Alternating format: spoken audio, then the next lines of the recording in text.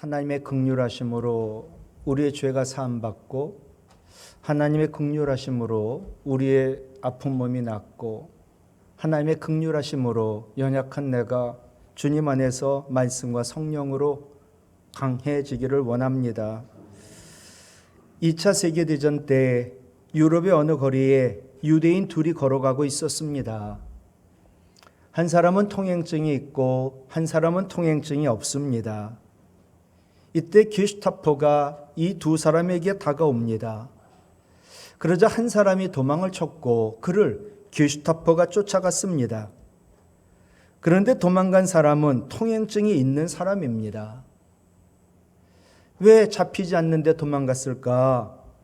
통행증 없는 친구를 게슈타포로부터 피하게 하려고 본인이 도망친 겁니다. 상식적으로는 통행증 없는 사람이 도망하겠지만 오랫동안 유대인들은 쫓기는 삶에서 깨달은 하나님 주신 지혜가 있었던 겁니다. 유대인의 삶은요, 방랑과 불안으로 점철된 삶이었습니다. 그러나 매 순간마다 오늘 본문의 야곱처럼 하나님이 주신 지혜로 위기를 넘어섰고 그들이 있는 곳에서 하나님이 계신 걸 발견하고 그곳이 하나님의 집 베델임을 경험하며 살았습니다. 하나님이 오늘 본문의 야곱을 통하여 우리에게 주시는 지혜가 무엇일까요? 첫 번째로 하나님 은혜와 긍휼을 받지 못할 자 아무도 없다라는 것입니다. 오늘 본문의 야곱은 하나님이 할아버지 아브라함에게 75세의 아들 줄 것을 약속하시고 100세 때의 아버지 이삭을 주신 것을 들어서 압니다. 아버지 이삭도 40살에 결혼했지만 20년 기다렸다가 자신을 낳은 사실도 들어서 알고 있었습니다. 그런데 창세기 25장 23절에 큰 자가 어린 자를 섬기리라, 큰 자인 에서가 어린 자 야곱을 섬기리라, 어머니가 알려주신 하나님 말씀을 야곱은 기다리지 못하고 아버지를 속이고 형에게서 장자의 명분을 빼앗아 갔습니다. 이 사실을 알게 된 형 에서의 보복을 피해서 고향을 떠나 하란으로 가던 중 베델에 유숙하던 야곱에게 하나님 나타나셨습니다. 그리고 그에게 위로와 약속의 말씀을 주셨습니다. 이 사실이 무엇을 의미할까요? 죄 많고 욕심 많고 사악한 이 야곱에 하나님 나타나셨다는 사실을, 사람 중에 하나님 은혜와 긍휼을 받지 못할 자가 아무도 없다라는 복음을, 그리고 하나님 지혜를 우리에게 가르쳐 줍니다. 여러분, 야곱이 누굽니까? 야곱은 완전히 육신적인 사람입니다. 그는 욕심이 참으로 많습니다. 자기밖에 모릅니다. 강교한 방법으로 형으로부터 장자권을 빼앗고 아버지까지 속여 형에게 돌아갈 복을 가로챈 사악한 자입니다. 야곱은 행위로만 본다면 하나님의 은혜와 긍휼을 도저히 받을 수 없는, 이사야 41장 14절에는 버러지 같은 야곱, 벌레만도 못한 세상 얘기로 하면 놈입니다. 그럼에도 불구하고 하나님은 야곱에게 나타나셔서 그에게 위로와 약속의 말씀을 주신 겁니다. 그리고 야곱의 삶에 개입하셔서 야곱을 실패와 절망과 두려움으로부터 건져내신 것입니다. 이 사실로부터 우리는 또한 아무리 연약하고 죄 많은 인생이라 할지라도 하나님이 우리 삶에 개입하신다면 하나님의 은혜와 긍휼을 받을 수 있다라는 하나님의 지혜를 얻을 수 있게 됩니다. 그렇습니다. 하나님의 은혜와 긍휼은 누구에게나 차별이 없습니다.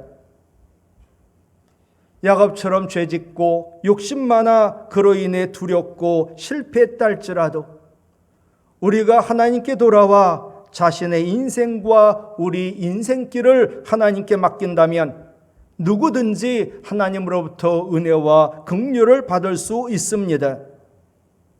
그 결과 우리는 하나님을 더 잘 섬기게 되고 하나님으로부터 마침내 복을 받아 복의 근원이 되는 겁니다.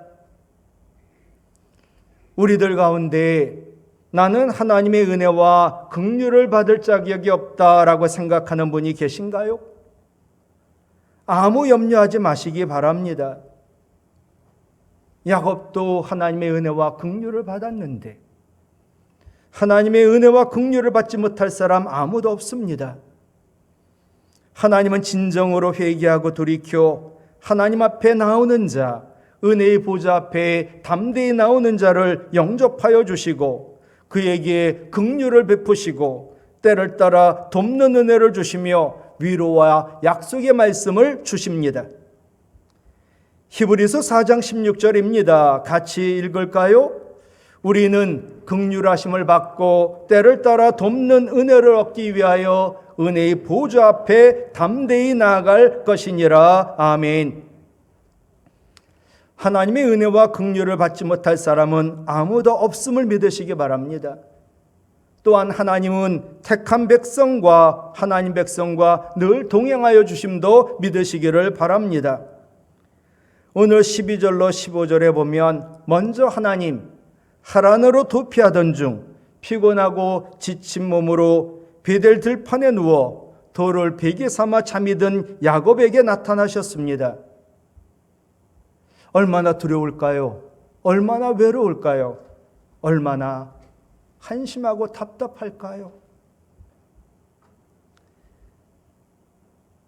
잠이 든 야곱에게 나타난 하나님, 할아버지 야곱과 아버지 이삭에게 주셨던 약속을 지금 야곱에게도 주십니다.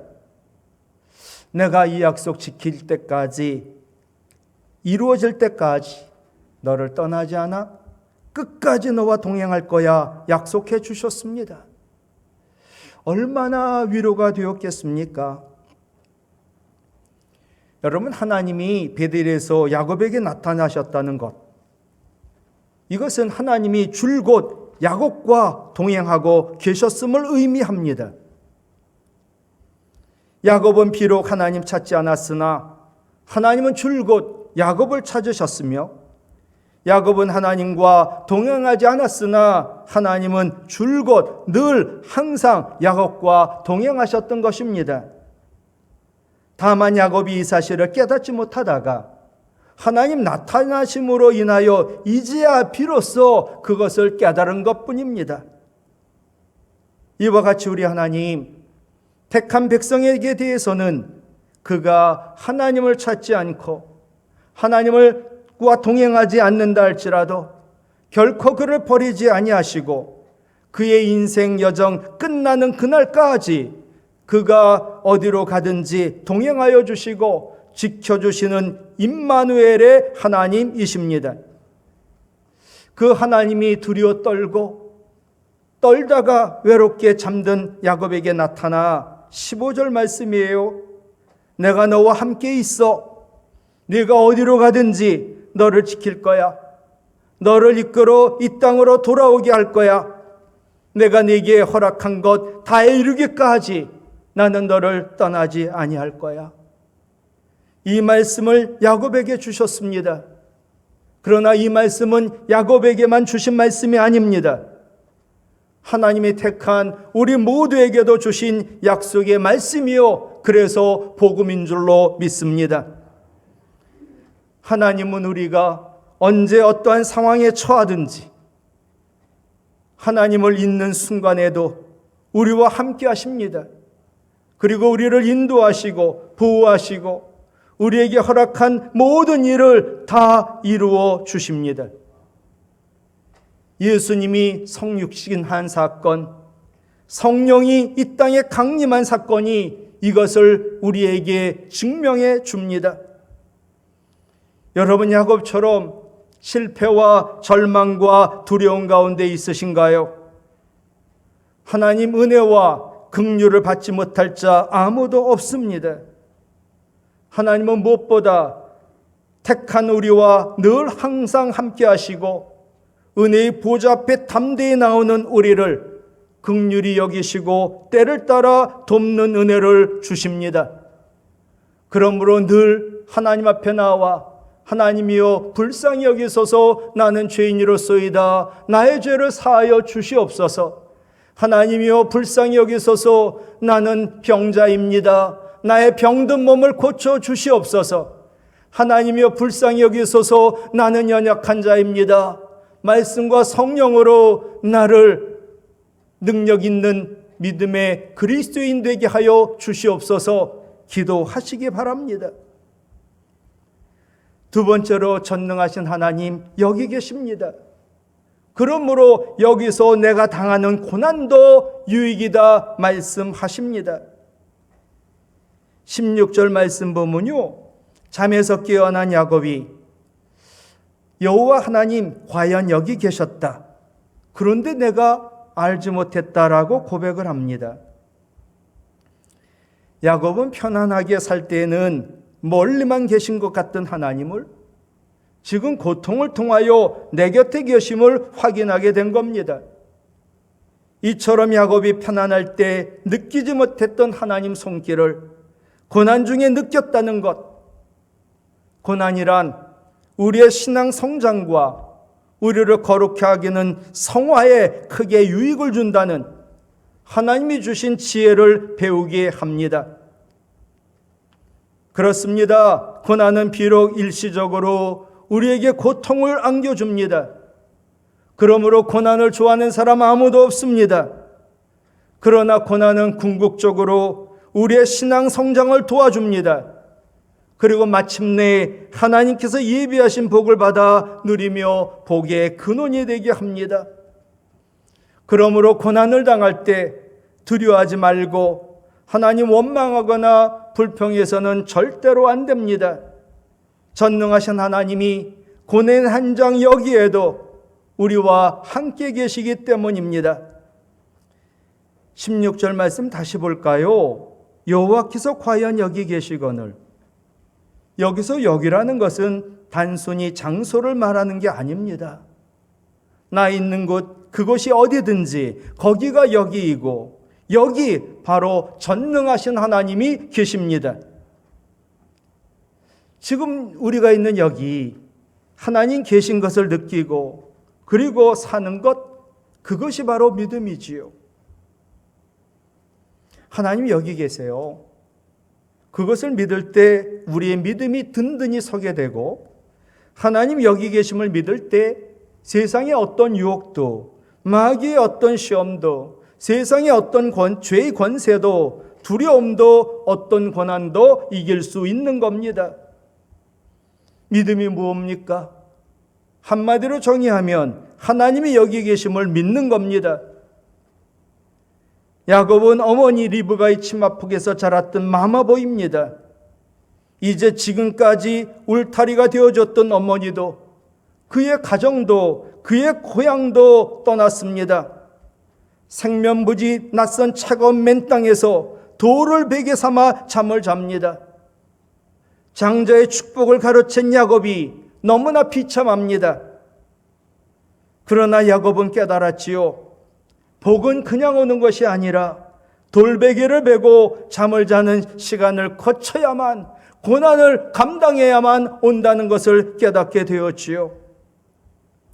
여러분, 성경의 위대한 인물들은 모두 한결같이 이렇게 딱딱한 돌베개를 베고 자는 어려운 고난의 시간들이 있었습니다. 아브라함도요, 이삭을 바치기 위하여 모리아 산에서 딱딱한 돌베개를 베고 잠을 잤습니다. 요셉도 억울하게 애굽에서, 그리고 억울하게 감옥에서 딱딱한 돌베개를 베고 잤습니다. 모세도 광야에서 40년 딱딱한 돌베개를 베고 잤습니다. 사도 요한도 유배된 밤모섬에서 딱딱한 돌베개 베고 잤습니다. 그러나 그것은 하나님이 계신, 하나님 만나는, 하나님이 이룬 것을 반드시 이루어 주신 복의 자리였습니다. 우리의 삶이 돌베개를 베고 자는 삶이라 할지라도 낙심하지 마시기 바랍니다. 돌베개를 베고자 하는 바로 여기 전능하신 하나님이 계시고 약속하신 것을 반드시 이루어 주시기 때문이지요. 내가 있는 곳이 어디 것이든 전능하신 하나님 거기 계신다. 이것을 믿을 때 돌베개를 베고자 하는 고난의 자리가 하나님 만나는 복의 자리요, 하나님 약속하신 것이 이루어지는 자리임을 믿으시기 바랍니다. 야곱은요, 돌베개를 베고 잠이 든 어두운 밤에 하나님을 드디어 보게 되었습니다. 야곱은 가족을 의지하고 자신의 힘과 꾀와 능력을 의지하는 동안 하나님 곁에 계셨지만 느끼지도 깨닫지도 못했습니다. 하나님을 사모하지도 않았습니다. 그래서 하나님을 보지 못했습니다. 눈에 보이는 것을 의지하는 동안에는 눈에 보이지 않는 하나님을 볼 수가 없습니다. 의지하던 모든 것이 사라진 우리 영혼의 어두운 밤에 마침내 믿음의 눈이 열려 하나님을 보게 되는 겁니다. 잠들고 얼마 후 하늘로부터 사닥다리가 내려와 하나님의 사자들이 그 사닥다리를 오르고 내리락하는 것을 보게 됩니다. 가장 힘든 그 순간에 하늘에서 사닥다리가 내려왔다는 사실입니다. 하나님은 가만히 계시다가 힘든 순간에만 찾아오는 분 아닙니다. 스스로 강하다고 생각하거나 스스로 할 수 있다라는 순간에는 하나님이 계셔도 느끼지 못합니다. 하나님이 돌보고 계셔도 깨닫지 못합니다. 야곱이 본 사닥다리, 땅의 비천한 야곱과 하늘의 거룩하신 하나님을 연결하는 사닥다리였습니다. 우리에게는 거룩하신 하나님과 비천한 벌레만도 못한 야곱 같은 나와 연결된 사닥다리가 있지요. 그것이 바로 기도입니다. 그러므로 기도하는 자는 거룩하시고 전능하신 하나님과 연결이 됩니다. 그렇기 때문에 두렵지도 약하지도 외롭지도 않은 겁니다.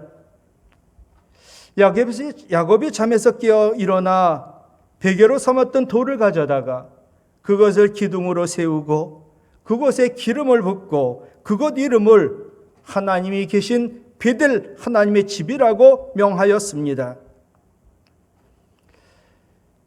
야곱이 외롭고 두려워 베고 누운 돌베개가 절망의 상징이요, 고통의 상징이요, 외로움의 상징이었으나 이제는 하나님 만나고 나니까 하나님 만난 증거요, 약속의 징표요, 축복의 상징이 되었습니다. 잠에서 깨어난 야곱이 16절 17절 이런 고백합니다. 여호와께서 과연 여기 계시거늘 내가 알지 못하였도다. 17절이에요. 이것은 다름 아닌 지금 돌베개 베고 잔 그 자리가, 그 고난의 자리가, 두렵고 외로움의 그 자리가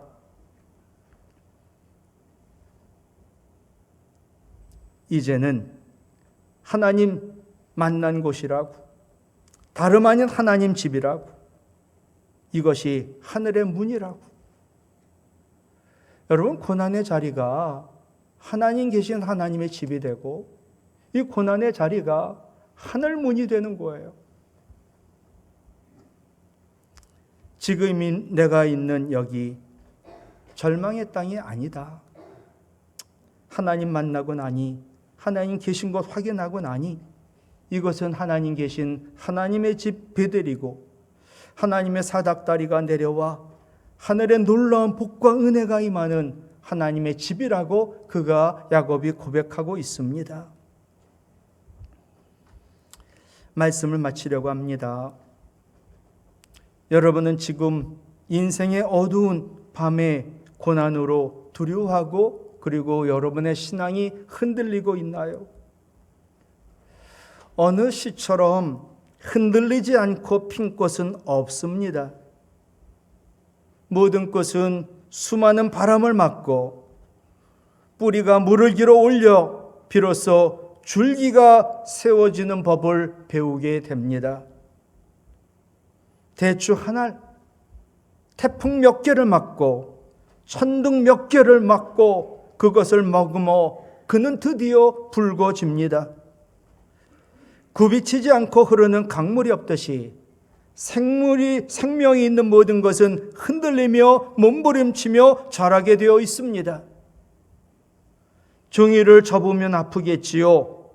그러나 접혀진 종이는 비행기가 되어 하늘을 높이 날아오릅니다. 이것이 바로 고난의 의미입니다. 우리가 주님 안에 있을 때, 주님이 나와 함께 하심을 믿을 때, 고난은 이제 봄이 되어 꽃샘 추위 바람이 아니라 나를 꽃을 세우게 만드는 바람이 됨을 믿으시기를 바랍니다. 이 고난의 바람을 맞으며 우리의 영혼은 깨어나고 우리 영혼은 주의 말씀을 배우게 되고 우리의 믿음은 자라게 됩니다. 시편 119편 71절 같이 읽지요. 고난당한 것이 내게 유익이라. 이로 말미암아 내가 주의 율례들을 말씀들을 배우게 되었나이다. 아멘. 우리 하나님, 어두운 밤에 내가 있는 여기에 계심을 믿으시기 바랍니다. 하나님이 늘 나와 함께 하시며 내게 허락하신 것을 다 이루어 주심을 믿으시기 바랍니다. 이 믿음으로 어떤 고난도, 어떤 두려움도, 어떤 병도 이기시고 나의 고난의 현장, 여기가 바로 하나님이 계신 하나님의 집 베들레헴을 증거하며 사시기를 주님의 이름으로 부탁을 드립니다.